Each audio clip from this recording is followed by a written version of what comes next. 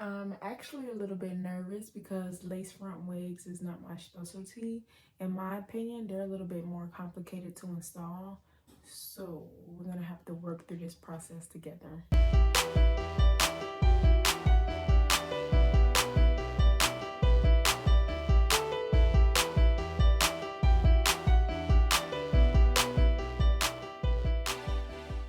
This is the Caitlyn hair human hair wig. It's a 13 by 14 closure, so it's like a full lace front.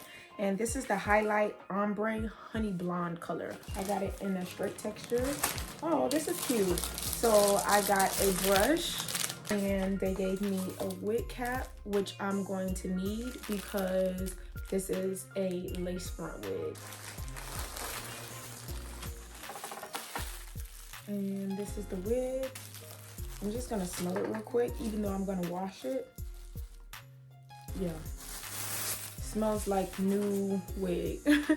You have the clips in the inside. You also have the elastic bands here. And then this is the parting. Any way you part it, you're gonna need those knots bleached. I will go ahead and bleach the knots, which I wasn't expecting to do, but we're gonna do that together. Of course, if you don't wanna bleach them, you can just do the makeup method, which if you watched my other ombre wig from Sensational, and I'll link that in the description below, you can see how you can get rid of those knots without bleaching the knots. I have a towel, then I just put a plastic bag on there in case some of the bleach gets messy. I have a bowl. This is what we're going to use to mix the bleach, and I am using number 2 and then number 2 powder, and then I'm using a number 30 developer. I believe the strongest is 40. There might be a 50, but I'm using 30 because I'm not like super knowledgeable when it comes to like mixing these products, so we're gonna work with the 30. Do not quote me on this. I could be doing this completely wrong, but this is how I bleach my knots. From my understanding, you want the consistency of the bleach to be a little bit thicker, because when it's looser, it kind of runs all over the wig and it runs through the wig, and then you start bleaching parts of the wig that you don't want bleached. So I am just gonna take a scoop of powder. We'll start with just a small cupful. Normally I will only use like a quarter of this if it's only, you know, just like a 4x4 closure, but because we're doing the whole front, I'll use a scoop, and then if we need to add more, I'll add more. I'm sure people who like use this a lot, they know exactly how much you need. That's not me, so we're not gonna worry about that part. But I'm just gonna pour a little bit in here, just that much, and start mixing. As you can see, that did nothing. It's still like a powdery form, so I'm just gonna keep adding until I get it to like a thick consistency.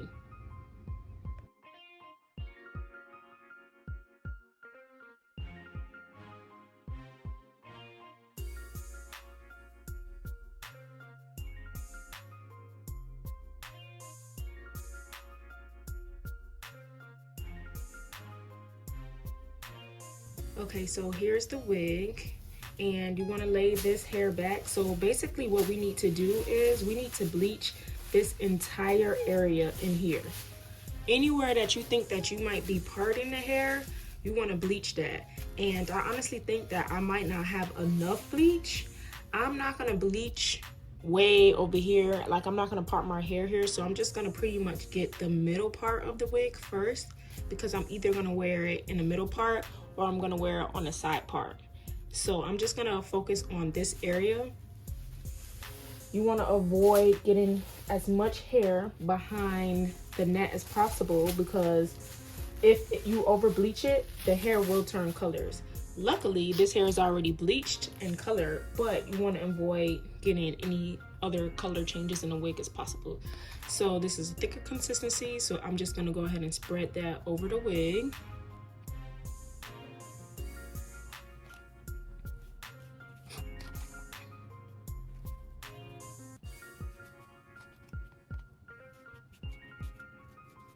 I'm gonna go ahead and rinse this bleach out. Y'all don't mind the ashiness of my hands.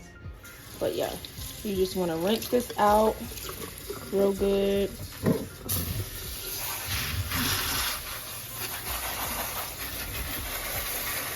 So as y'all can see, the knots are still a little bit dark, but I didn't want to dye it again because the roots were already starting to change colors and I didn't want to risk ruining the wig.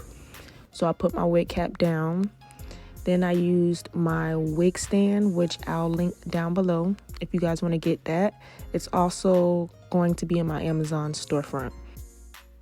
I'm using T-pins to secure the wig and keep it in place. The wig stand and the T-pins just make everything so much easier to style the wig overall. After I got the wig secured, I started to detangle the wig, and as I was detangling, there was barely any shedding, which is a sign of a good wig. After detangling, I went and blow dried the wig completely. You can see when the wig is fully dry how much split ends were in the wig, but I actually like to see the wig in this texture because it'll show you the real quality of the wig. To get rid of that dry look, I used some silk shine or hair silk, and I just rubbed that throughout the whole wig and then flat ironed the entire wig piece by piece. The flat iron that I have is not that nice, so I'm using the follow method where you take the flat iron and you use a comb behind the flat iron to get the hair super straight. This was the final look of the hair after it was fully flat ironed and moisturized. I will say there was a lot of layers in this hair. I got an 18-inch and it kind of was thin because of the layers.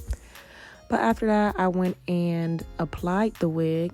So I just set it on top of my head, make sure it fits to see if I needed to cut the sides off or anything, and it was basically perfect. I didn't do a good job of laying my wig cap down before. I also forgot to put some powder on that wig cap so that it would be a little bit darker, but it ended up being fine. So I'm just going and adding a little bit extra glue around the edge of my wig line.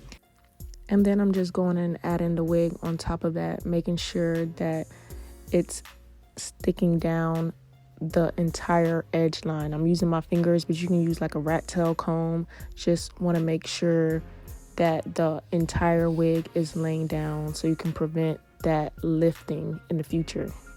Then I tied it down so that it can dry a little in place. I don't know why I didn't use a wig band, but I'm using this scarf, and I let that sit for as long as possible, really. The more dry it is, the better, and that also prevents the wig lifting when you start to style it. Right here, I'm gonna start in my middle part, and then I go in with a hot comb and flat iron the wig some more. That way it's flat to the shape of my head instead of the shape of the wig stand head. So this is how the wig looked when it was finally dried. I'm going to flat iron it some more in the front where the scarf was. And then I'm going to cut that lace off with a razor. As I told you guys, I forgot to color the wig cap.